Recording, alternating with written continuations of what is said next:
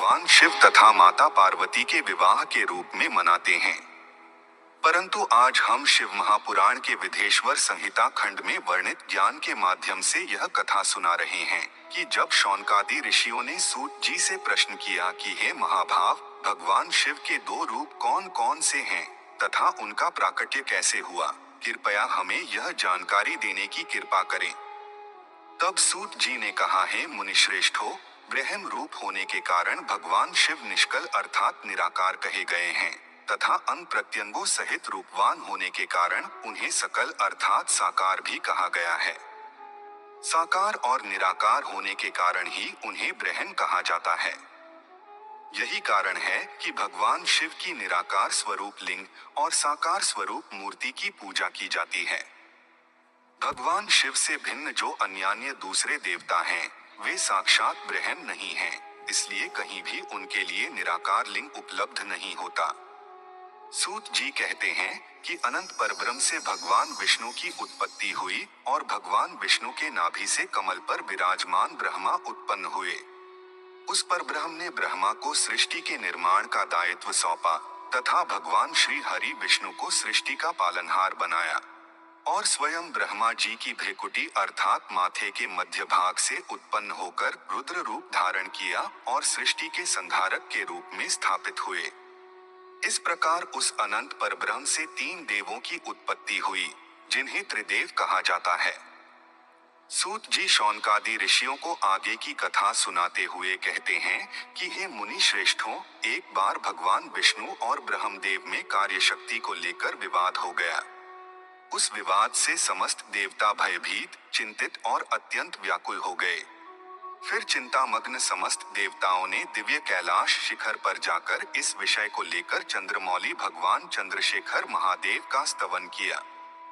तब देवताओं की प्रार्थना से प्रसन्न होकर भगवान महादेव ने ब्रह्मा और भगवान विष्णु के विवाद स्थल के बीच में निराकार तथा आदि अंत रहित भीषण अग्नि स्तंभ के रूप में स्वयं का प्राकट्य किया। यह अग्नि स्तंभ करोड़ों सूर्यों के तेज से भी अधिक ज्योतिर्मय था। तदंतर श्री ब्रह्मा और श्री विष्णु दोनों द्वारा उस ज्योतिर्मय स्तंभ की ऊंचाई तथा गहराई की थाह लेने की चेष्टा की गई। श्री ब्रह्मा उस स्तंभ के ऊपरी छोर देखने के लिए गए तथा श्री विष्णु जी उस स्तंभ के निचली छोर का पता लगाने के लिए गए, परंतु दोनों ही उस स्तंभ का अंत तथा आदि का पता नहीं कर पाए। तदंतर वे दोनों ब्रह्मदेव और श्री विष्णु भगवान शंकर को प्रणाम करके दोनों हाथ जोड़कर उनके दाएं बाएं भाग में चुपचाप खड़े हो गए। फिर उन्होंने वहां साक्षात प्रकट पूजनीय महादेव को श्रेष्ठ आसन पर स्थापित करके पवित्र पुरुष वस्तुओं अर्थात दीर्घकाल तक रहने वाली वस्तुएं जैसे हार, नुपुर, केयूर, किरीट, मणिमय कुंडल, यज्ञोपवीत, उत्तरीय वस्त्र, पुष्पमाला, रेशमी वस्त्र, हार, मुद्रिका, पुष्प, तांबूल, कपूर, चंदन एवं अगुरु का अनुलेप, धूप, दीप, श्वेत छत्र, व्यंजन, ध्वजा, चंबर तथा अन्यान्य दिव्य उपहारों द्वारा, जिनका वैभव वाणी और मन की पहुंच से परे था, जो केवल पशुपति अर्थात परमात्मा के ही योग्य थे और जिन्हें पशु अर्थात बुद्धिजीवी कदापि नहीं पा सकते थे, उन महेश्वर का पूजन किया। इस प्रकार सबसे पहले वहां ब्रह्मा जी और विष्णु जी ने भगवान शंकर की पूजा की। इससे प्रसन्न होकर भक्त वत्सल भगवान शिव ने अपने आरंभ और अंत रहित ज्योतिर्मय लिंग स्वरूप को अत्यंत छोटा किया और वहां नम्र भाव से खड़े हुए उन दोनों देवताओं से मुस्कुराकर कहा, हे पुत्रों, आज का दिन एक महान दिन है। आज के दिन तुम्हारे द्वारा मेरे निराकार और साकार रूप की जो पूजा हुई है, उससे मैं तुम दोनों पर अत्यंत प्रसन्न हूँ। इसी कारण यह दिन परम पवित्र और महान से महानतम होगा। आज की यह तिथि महाशिवरात्रि के नाम से विख्यात होकर मेरे लिए परम प्रिय होगी।